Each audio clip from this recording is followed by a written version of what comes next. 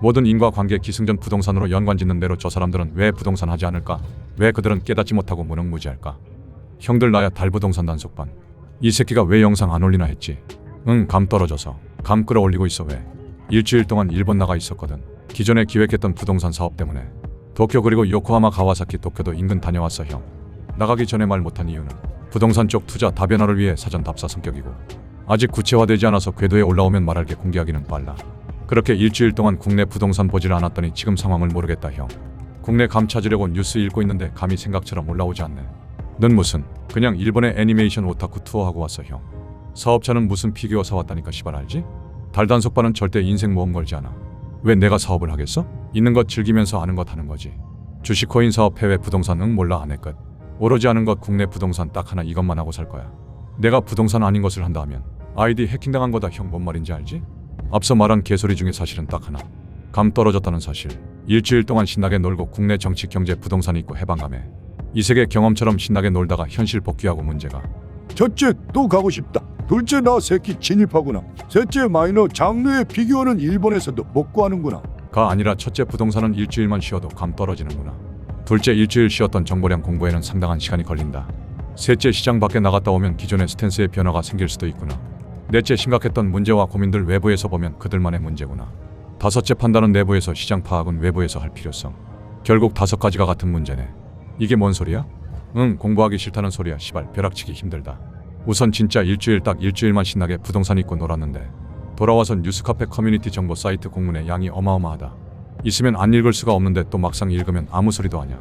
알면 정보가 아닌데 모를 때는 정보야.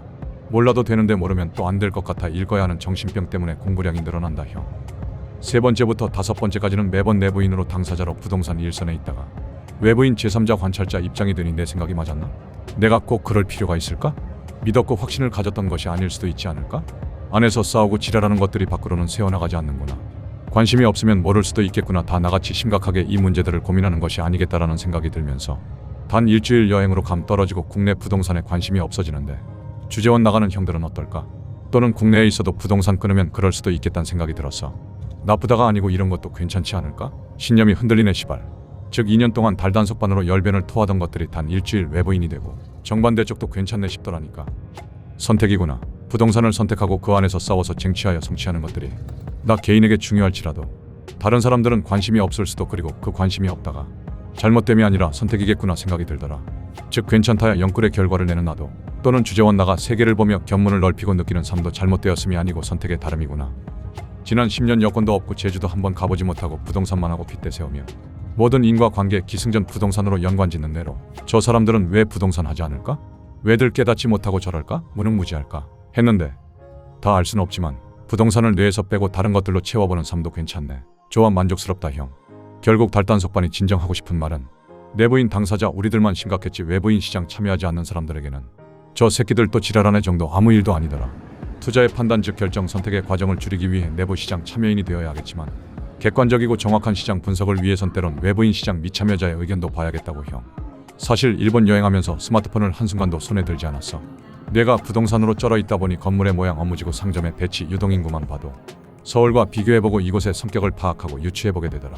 그걸 확인하기 위해 돌아와서 하루 동안 도쿄 지도 보면서 내가 유추했던 것이 맞나 찾아보고 가격 보고 도쿄구 동서남북 위치 공부하며 내가 봤던 것들과 경험했던 것을 종합하여 조사한 것을 머리에 정리하여 도쿄 부동산 개념 기준선을 나름 만들었어.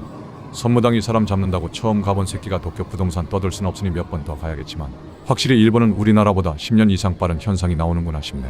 그리고 달단속반은 우리나라 부동산 아니 서울 부동산도 저렇게 가야 하고 저렇게 가지 않을까 예측해본다. 시발 폭락론자가 그렇게 울부짖는 다마 신도시 존나 머네. 지하철 요금 교통비 존나 살벌하다. 형 우리나라 경기도 집값은 진짜 정부가 세금으로 떠받치는구나. 일본 가 또 한 번 느꼈다. 철도 민영화되고 환승 할인 교통비 바우처 없어지면 좆되는 거야. 이명박 환승 할인이 결과적으로 서울공화국 20년은 늦춰준 거네. 지나보니 고맙다 명박이. 형 내가 서울 살 수 있었던 이유 환승 할인이었구나. 결국 결론은 내부에 갇혀있으면 시장이 왜곡돼 보이고 외부에 나가면 시장이 다르게 보이지만 내부 외부 둘 중 하나만 치우치면 좆된다. 둘 중 하나에 좆된다면 그래도 시장 참여자로 좆되자. 그러나 일본 여행 중 스마트폰을 보지 않고 도쿄 부동산만 쳐보던 달단속반은 거짓말처럼 시부야 행 지하철에 스마트폰을 두고 내렸고 그 핸드폰을 다시 찾는 일은 없었다. 시발족 같다.